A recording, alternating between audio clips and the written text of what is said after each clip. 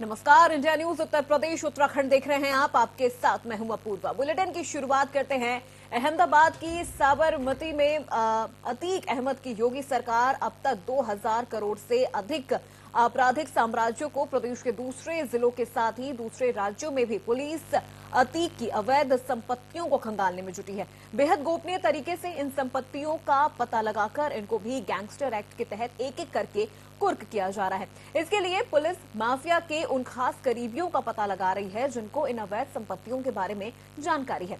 UP में प्रयागराज, कौशाम्बी, प्रतापगढ़, लखनऊ, फतेहपुर, कानपुर, सुल्तानपुर समेत कई जिलों में संपत्तियां हैं।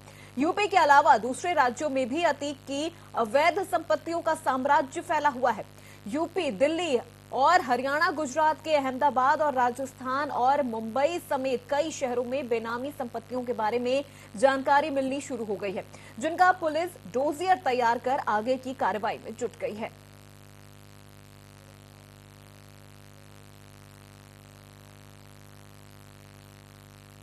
पर एनफोर्समेंट डायरेक्ट का शिकंजा और भी कसता नजर आ सकता है। आपको बता दें कि बीते 2 साल पहले एनफोर्समेंट डायरेक्टरेट ने मनी लॉन्ड्रिंग के केस में अतीक अहमद की 8 करोड़ की प्रॉपर्टी जब्त की थी, जिसके बाद से ही प्रयागराज पुलिस ने तकरीबन 1100 करोड़ से ज्यादा की संपत्तियों को ध्वस्त किया है, उन्हें सील किया है। और अब अतीक अहमद पर शिकंजा और भी कसता नजर आएगा जब इन्फोर्समेंट डायरेक्टरेट की टीमें वहां पहुंचेंगी प्रयागराज, और अतीक से जुड़े हर एक शख्स और जमीन या प्रॉपर्टी जितनी भी हैं उनको खंगाला जाएगा, और अगर उसमें अतीक का नाम सामने आता है तो उसे सील भी किया जाएगा। कैमरामैन अरशद के साथ अभिषेक सिंह, इंडिया न्यूज, लखनऊ। तो वहीं लखनऊ के यूनिवर्सल अपार्टमेंट में 202 नंबर का फ्लैट पुलिस ने सील कर दिया है।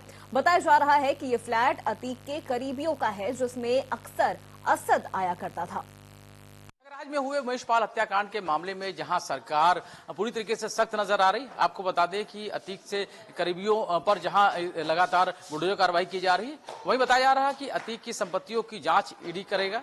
और आपको बता दें कि लगातार कार्रवाई जारी है। और ये लखनऊ का ये वही यूनिवर्सल अपार्टमेंट है 202 नंबर का, जिसमें एसटीएफ की टीम प्रयागराज की पुलिस के साथ यहाँ पर आई थी, लोकल पुलिस भी साथ में थी। और बताया जा रहा है कि असद अपने लोगों के साथ यहाँ पर रुका करता था। इस फ्लैट को सील कर दिया गया और ये वही फ्लैट है जहां पर वो मोबाइल फोन मिला था, और जिसको लेकर बताया जा रहा था कि वो गुमराह करने के लिए वो फोन यहाँ पे छोड़ा गया था। ये फ्लैट सील है, आप देख सकते हैं कि यहाँ पर सील की मोहर भी नजर आ रही है, और यहाँ पे कुछ सामान भी बाहर पड़ा हुआ। ये नहीं कह सकते कि ये सामान किसका है, लेकिन ये जरूर बताया जा रहा है कि ये फ्लैट अतीक अहमद का है या उसके नाम से या करीबियों के नाम से। इसके बारे में फिलहाल अभी जानकारी नहीं है, लेकिन ये जरूर है कि यहाँ पर एसटीएफ टीम आई थी, और ये माना जा रहा है कि अतीक के नाम से या अतीक के करीबियों के नाम से ये फ्लैट हो सकता है। यहाँ पर जानकारी ये भी मिली कि असद यहाँ पर अक्सर रुका करता था, आना जाना था यहाँ पे लोगों का। इस फ्लैट को सील कर दिया गया है। जांच के दायरे में ये फ्लैट भी है। अंदर से बहुत सारी चीजों को भी चेक किया गया था जो जांच टीम यहाँ पर आई थी। तो जिस तरीके से संपत्तियों का ब्यौरा खंगाला जा रहा है, और लगातार करीबियों पर बुलडोजर कार्रवाई हो रही है जो अतीक अहमद से जुड़े हुए लोग हैं। और वही ये भी कहा जा रहा है कि अतीक की संपत्तियों की जांच ईडी करेगा। और ये इस फ्लैट की भी जानकारी आपको दी गई। ये 202 नंबर है, यूनिवर्सल अपार्टमेंट का ये फ्लैट है जिसको सील किया जा चुका है। अब देखना होगा कि जो लगातार अब कार्रवाई हो रही है वो इसमें क्या कुछ और तस्वीरें सामने आती हैं। अरशद के साथ रवि कुमार, इंडिया लखनऊ। आपको बता दें कि अब एक बार फिर यहां पर अतीक अहमद की जो मुश्किलें हैं वो बढ़ती नजर आ रही हैं, क्योंकि माफिया अतीक की संपत्ति बेशुमार है। अवैध संपत्तियों का अब डोजियर भी तैयार हो रहा है, और ऐसे में योगी सरकार की अगर बात कर ली जाए तो गिन गिन के अतीक अहमद की जितनी भी संपत्ति पूरे राज्य में फैली हुई है, अलग अलग जिन जिन राज्यों में अतीक अहमद की संपत्ति फैली हुई है उन संपत्तियों को भी ढूंढा जा रहा है, खंगाला जा रहा है। इसके अलावा अतीक के जो करीबी हैं, जो खास करीबी हैं, उनकी भी संपत्ति को यहां पर जब्त कर ध्वस्त किया जा रहा है।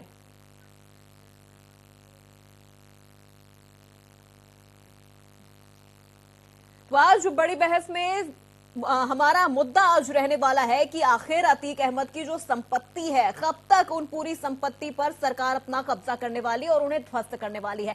आज बड़ी बहस इसी मुद्दे पर रहने वाली है और हमारे साथ हमारे मेहमान भी जुड़ गए हैं। सबसे पहले उनका परिचय आपसे करवा दें। अवनीश त्यागी, प्रवक्ता बीजेपी, हमारे साथ जुड़ गए हैं। भुवन भास्कर जोशी, प्रवक्ता सपा हैं और हमारे रिपोर्टर, हमारे ब्यूरो चीफ भी हमारे साथ जुड़ेंगे, राघवेंद्र पांडे। सबसे पहले आप तीनों का बहुत स्वागत है इंडिया न्यूज उत्तर प्रदेश उत्तराखंड में। जी आपसे ही करती हूँ, एक अचीवमेंट यहाँ बीजेपी को मिलती जा रही है, क्योंकि अगर देखा जाए तो पिछले 5 सालों में अब तक यूपी के अंदर सरकार ने 3,954 करोड़ रुपए की संपत्ति जब्त कर ली है। एक वक्त में जिन माफियाओं का दबदबा उत्तर प्रदेश में हुआ करता था, आज वो सभी जेल के अंदर हैं।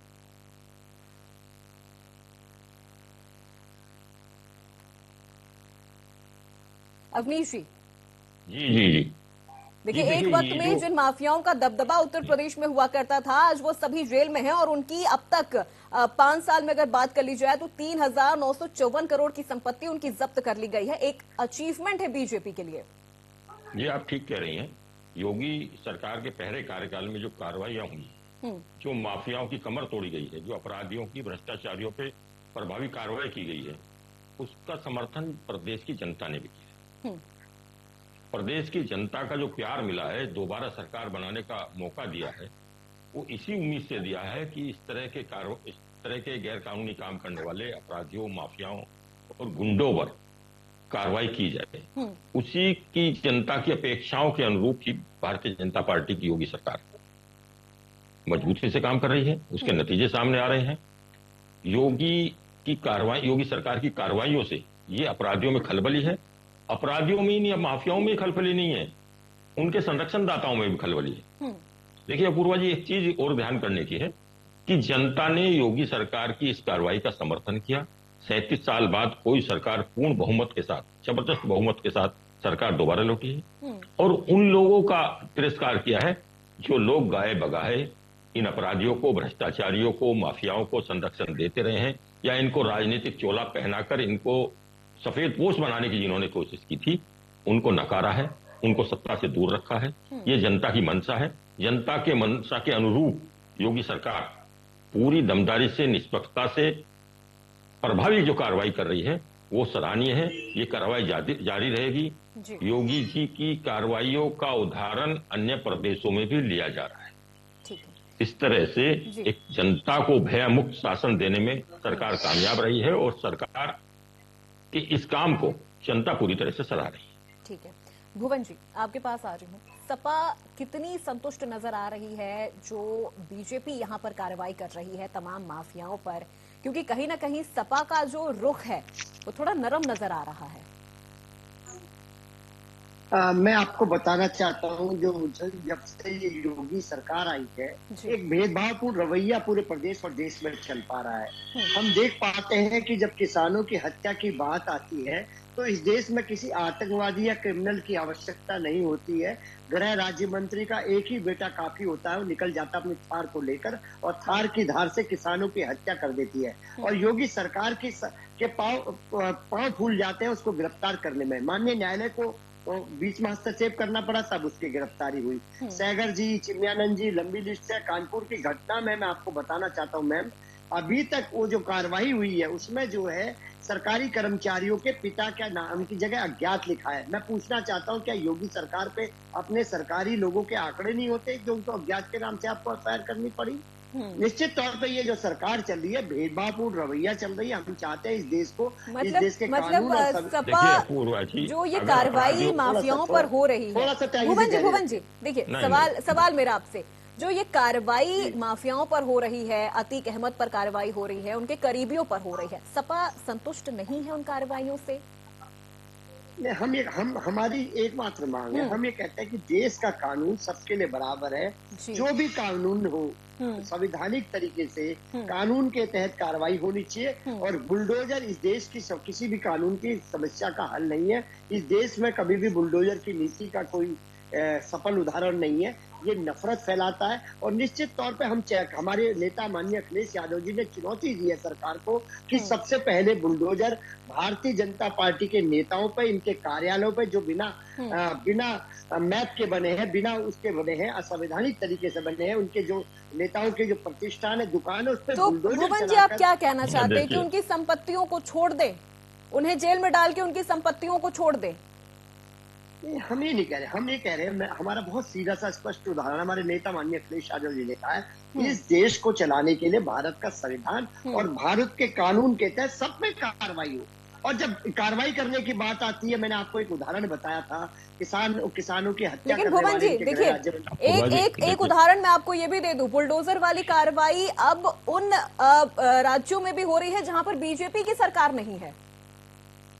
हमें अपना स्टैंड क्लियर करना है, हम एक और क्या कर रहा है हमें इससे मतलब नहीं है। समाजवादी पार्टी का क्या स्टैंड है, मैं उसके प्रवक्ता हूँ। माननीय अखिलेश यादव जी का क्या वो विजन है, वो मैं बताने का काम करता हूँ। मुझे अन्य राज्यों में क्या हो रहा है, भारतीय जनता पार्टी क्या कर रही है, मेरा विषय क्षेत्र नहीं है। मेरा विषय क्षेत्र इतना है, हम लोग चाहते हैं कि ये देश संविधान के तहत चले, ये जाति विशेष पे, धर्म विशेष पे अत्याचार ना हो, ये गरीब अमीर पे अत्याचार ना हो। कानपुर की घटना में आपने देखा होगा कि किस प्रकार एक बेटी। मैं बताऊंगा कि ये जो समाजवादी पार्टी के प्रवक्ता मेरे साथी पवन जी जो है, जो ये अपराधियों का संरक्षण इस तरह से करते हैं गोलमोल जवाब देकर, ये ठीक नहीं है। इनको अपनी नीति समझनी चाहिए, अपनी नीयत का ध्यान रखना चाहिए और जनता के जनादेश का भी ध्यान रखना चाहिए। देखिए, जब अपराधी पर कार्रवाई हो रही है, अपराधी की गुंडे की कोई जात नहीं होती, उसका कोई धर्म नहीं होता, वो माफिया है, इससे कोई शक नहीं है। ये ऐसा सच है जैसे सूरज निकलना। और जब उस पर कार्रवाइयां हो रही है तो इनकी जबान क्यों लड़खड़ा जाती है, क्यों जबान सूख जाती है? ये क्यों नहीं कह रहे कि अतीत पे जो कार्रवाई हो रही है उसका समर्थन कर रहे हैं और इस तरह के सभी लोगों पे कार्रवाई क्यों ये गड़बड़ा जाते हैं? ये इसलिए गड़बड़ा जाते हैं पूर्वा जी, क्योंकि इनके संरक्षण में माफिया पले हैं, समाजवादी पार्टी ने माफिया पाले हैं और उनको राजनीतिक चोला पहनाकर एक जनता के सामने बहुत बड़ी समस्या खड़ी कर दी थी। प्रदेश की जनता के सामने ऐसी समस्या खड़ी कर दी कि माफिया चारों तरफ पनपे। अब उन माफियाओं का अंत शुरू हो गया है, बड़े माफिया गिरने लगे हैं, छोटे माफिया भागने लगे हैं, राघवेंद्र जी, तो कार्रवाइयां हो रही हैं तो ये घबराए हुए हैं। जी बिल्कुल बिल्कुल। अवनीश जी आपके पास आऊंगे, हमारे ब्यूरो चीफ राघवेंद्र पांडे जी हमारे साथ जुड़े हुए हैं। राघवेंद्र जी, आपकी क्या प्रतिक्रिया है? आपने अवनीश जी को भी सुना, आपने भुवन जी को भी सुना, आपको क्या लगता है कि क्या वाकई सपा का जो रुख है वो थोड़ा नरम है माफियाओं के लिए? देखिए, इस पूरे मुद्दे पे मैं आपको बताना चाहता हूं, आज उत्तर प्रदेश किस लिए जाना जा रहा है। आज अगर पूरे देश में उत्तर प्रदेश की चर्चा हो रही है तो कहीं न कहीं कानून व्यवस्था की चर्चा हो रही है। आज जो ग्लोबल इन्वेस्टमेंट समिट की बात हो रही है या दुनिया का जो व्यापार उत्तर प्रदेश में आ रहा है, वो किस लिए आ रहा है? चिंता मुक्त हो गया कि यहाँ पर कानून व्यवस्था ठीक है। तो उमेश पाल की जो हत्या हुई थी, सीधा सीधा योगी शासन को चुनौती थी, बहुत बड़ी चुनौती थी। खुलेआम प्रयागराज में जिस उत्तर प्रदेश को कहा जा रहा है कानून व्यवस्था यहाँ पर बहुत अच्छी है, वहां पर खुलेआम 25 राउंड गोलियां, दर्जन भर अपराधी, एक व्यक्ति को, एक गवाह को खुलेआम क्या कहते हैं वहां पर अंजाम देते हैं इस घटना का। तो ये खुली चुनौती थी उत्तर प्रदेश सरकार को। लिहाजा विधानसभा में आपने देखा रुख क्या था मुख्यमंत्री का, उन्होंने कहा कि इन बदमाशों को, इन माफियाओं को मिट्टी में मिला दूंगा। तो ये इस तरह की कार्रवाई चल रही है कि जिस तरह का आपने दुस्साहस किया है वो कार्रवाई आपको झेलनी पड़ेगी और वो चीजें हो रही हैं। एजेंसियां और पुलिस और एसटीएफ, एटीएस सब मिलकर अपना काम कर रहे हैं और गलत चीज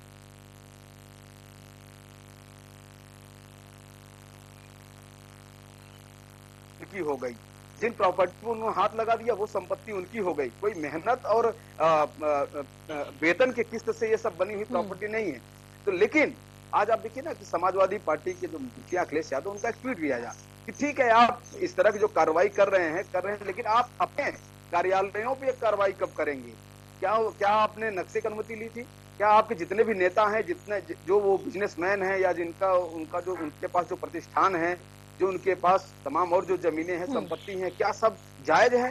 तो जायज नाजायज तो अलग विषय हो सकता है, लेकिन आज जिस तरह से यह घटना हुई है उत्तर प्रदेश में, पुलिस अगर उस पर अगर एक्शन ले रही है तो कहीं न कहीं आप एक उदाहरण देखो, एक गलत को दूसरे गलत में, एक सही को दूसरे सही से इससे तुलना करके आप ठीक नहीं कर सकते। बिल्कुल बिल्कुल बिल्कुल। आपको एक लाइन बनानी पड़ेगी। हाँ, अगर कोई गलत है तो गलत है, सही है तो सही है। बिल्कुल बिल्कुल। राघवेंद्र जी को ध्यान देना चाहिए। भुवन जी, देखिए, जो पत्रकार साथी राघवेंद्र जी ने कहा कि जो घटना घटी है प्रयागराज में, वो सीधा सीधा योगी सरकार पे हमला है। यही बात इनके उप मुख्यमंत्री ने कहा था कि योगी सरकार पर हमला है। मैं पूछना चाहता हूँ आपके चैनल के माध्यम से योगी सरकार से, क्या कानपुर की घटना योगी सरकार पे हमला नहीं है? क्या किसानों की हत्या करने वाले गृह राज्य मंत्री के बेटे, क्या वो योगी सरकार पे हमला नहीं है? क्या सैगर ने जो गरीब परिवार की लड़की के साथ रेप करा, वो क्या योगी सरकार पे नहीं है? क्या चिमयानंद जी ने जो रेप करा, क्या वो योगी सरकार पे हमला नहीं है? कि जो आपने देखा होगा जिस प्रकार प्रदेश के अन्य क्षेत्रों में भी, गाजियाबाद से लेकर हम बरेली से लेकर हम प्रदेश में अन्य घटनाएं घट रहे हैं, क्या वो योगी सरकार पे हमला नहीं? निश्चित तौर पे जो इनका प्रशासन है, शासन है, एडमिनिस्ट्रेशन है, और जो इनका लोकल इंटेलिजेंस है, वो फेलियर है, क्योंकि दिन दहाड़े प्रयागराज में घटना घटी है। ये अपने फेलियर को छुपाने का प्रयास कर रहे हैं, जबकि योगी सरकार का शासन और प्रशासन फेल है। मैं बताऊंगा। लेकिन भुवन जी, आपको ये गलत क्यों लग रहा है? अगर किसी माफिया की बेनामी संपत्ति, अवैध संपत्ति को अगर ध्वस्त किया जा रहा है, तो ये गलत क्यों है? ये गलत कहाँ है? ये इसको भी उन्होंने करा, भारतीय जनता पार्टी ने करा। जब गृह राज्य मंत्री के बेटे ने हत्या कर दी किसानों की, तो इनके भारतीय जनता पार्टी के जो प्रवक्ता साथी है, ये एक सेकंड मैं बताऊंगा भुवन जी, आगे आपके पास। भुवन जी फटाफट आप जवाब दें, फिर अवनीश जी से भी। मैं बता रहा हूँ, मेरे टर्म में मुझे बोलने दिया जाए। मैं आपको बताना चाहता हूँ क्यों नहीं इन्होंने गृह राज्य मंत्री का इस्तीफा लिया। क्योंकि जो घटना घटी थी, वो घटना घटी उनके बेटे के द्वारा, तो इसलिए इन्होंने बचाव में सारे प्रवक्ता, सारे इनके केंद्रीय मंत्री, सारे इनके मुख्यमंत्री आ गए, और उन्होंने कहा नहीं इसमें गृह मंत्री का दोष है, उनका बेटा है, वो बाद में जेल जाएगा। वो भी जेल जो गया, वो किसके कारण गया? कोर्ट के द्वारा। इनकी इच्छा नहीं थी, ये तो नानुकुर में लगे हुए थे। लेकिन सेम हम जब बात कह रहे हैं, तो ये कहते हैं ये लोग उनका साथ दे रहे हैं। हम उनका साथ नहीं दे रहे, हम ये कह रहे हैं जिसमें कार्रवाई करिए, आप उस पर कार्रवाई करिए, विधिक कार्रवाई करिए, कोर्ट के द्वारा कार्रवाई करिए, आप उसको न्यायालय के द्वारा करिए। इस देश का न्यायालय है, ये देश इस देश के न्यायालय से चलेगा, संविधान से चलेगा। ये लड़ाई तो हम लड़ने, लेकिन ये दोनों मापदंड भारतीय जनता पार्टी अपने अनुकूल कर देते हैं। ठीक है अवनीश जी, अब ये बोल रही है ना भुवन जी साहब। बिल्कुल, लेकिन अवनीश जी देखिए, ये सवाल बार बार बीजेपी पर उठता है, ये सवाल बार बार बीजेपी पर उठता है कि आखिर तब कार्रवाई क्यों नहीं हुई? नहीं, कार्रवाइयां सब पे हुई। जिसने अपराध किया है, बुलडोजर वाली कार्रवाई क्यों नहीं हुई? बिना भेदभाव के कार्रवाई नहीं, जैसा अपराधी है वैसा कार्रवाई हुई है। भुवन जी मेरी बात सुन लीजिए।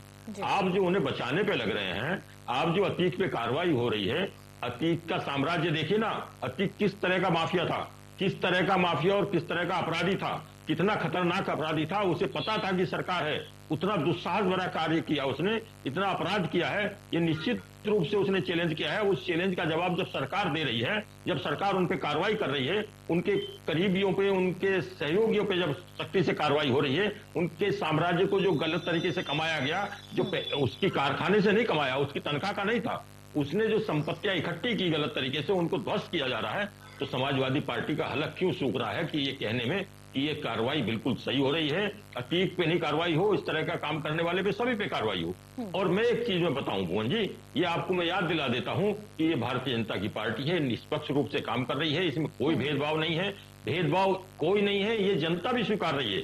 अगर भेदभाव हुआ होता तो जनता हमें उस अपराध की सजा देती। अपराध की सजा जनता ने नहीं दिया है। जनता की अदालत सबसे बड़ी अदालत होती है। लोकतंत्र में जनता का जनादेश ही मान्य होता है, और जनता ने जनादेश भारतीय जनता पार्टी के पक्ष में सुना है। योगी सरकार जो कार्रवाइयां कर रही है उसके पक्ष में सुनाया है, उसने सरमाथे दिया है, उसने ये कहा है कि आप कार्रवाइयां जारी रखिए। और जो समाजवादी पार्टी जो माफियाओं को, गुंडों को, अपराधियों को संरक्षण देने का काम कर रही थी, जिन्होंने अपराधियों को, गुंडों को, माफियाओं को राजनीतिक संरक्षण देने कर उनको सफेद पोश बनाया, आज वो उसका करने का भुगतान भुगत रही है। जनता ने उन्हें सत्ता से बाहर कर दिया, तमाम हथकंडे उनके फेल हो गए, और जनता न उन्हें माफ करेगी। समाजवादी पार्टी को चाहिए कि अपने कृत्यों पर माफी मांगनी चाहिए, उनको सॉरी कहनी चाहिए, और जो कार्रवाइयां भारतीय जनता पार्टी के शासन में योगी सरकार में हो रही हैं, उनका समर्थन करना चाहिए। माफियाओं पे सख्ती से कार्रवाई हो। माफिया कोई जाति नहीं होती, कोई धर्म नहीं होता, अपराधी अपराधी होता है, माफिया माफिया होता है। जनता में उनका आतंक होता है। सपा के महासचिव रामगोपाल यादव जी ने कहा, सपा के महासचिव रामगोपाल यादव जी ने कहा कि पुलिस पर दबाव है कि किसी को भी पकड़ो और मार दो। ये माननीय रामगोपाल जी ने कहा, वो बिल्कुल सच्चाई होने चाहिए। मैं आपको बताना चाहता हूँ, क्योंकि अभी तक अपराधी गिरफ्त में नहीं है।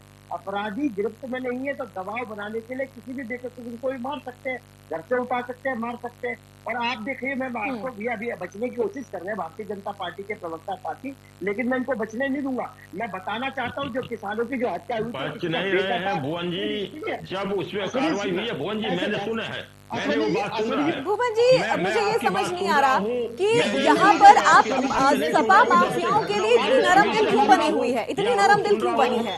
अगर कार्रवाई हो रही है यहाँ माफियाओं के खिलाफ, उनकी संपत्ति ध्वस्त की जा रही है, उनके करीबियों को पकड़ा जा रहा है।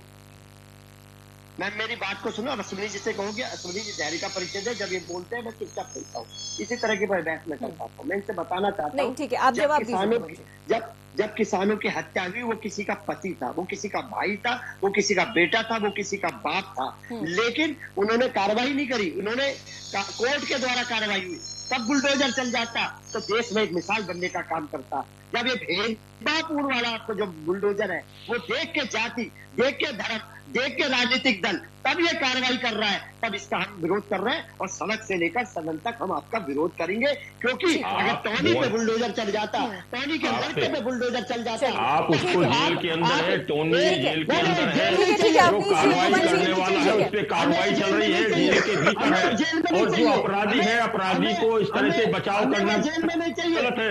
अतीक जैसे अपराधी को बचाव करना वो गलत है। आप संरक्षण देके माफिया और अपराधी को जिस तरह से बचाव करते हैं, जनता आपको उसका सबक सिखा चुकी है भुवन जी, उससे सबक लीजिए, उससे सबक लीजिए, उससे आपको सबक मान लेना चाहिए कि न जनता की पसंद कर रही है। एक फाइनल कमेंट यहाँ आपसे लूंगी, एक फाइनल कमेंट यहाँ आपसे लूंगी, लेकिन उससे पहले हमारे ब्यूरो चीफ भी हमारे साथ है, राघवेंद्र जी। राघवेंद्र जी, देखिए बार बार ना बीजेपी पर ये आरोप हमेशा लगता आया है कि किसान आंदोलन के दौरान जो किसानों पर गाड़ियां चढ़ा दी गई, उसको लेकर बीजेपी ने कभी बुलडोजर वाली कार्रवाई नहीं की। देखिए, आप इस तरह से इसको नहीं रख सकते हैं। देखिए, केंद्रीय गृह राज्य के बेटे के द्वारा ये घटना हुई थी, उनको जेल में उनको बंद किया गया और कई बार वो बेल के प्रयास किए, कई बार बेल उनको नहीं मिली। बहुत मेहनत करने के बाद अभी कुछ कार्यक्रम घर में था, तब जाके बेल की कहीं न कहीं उनको परमिशन मिली।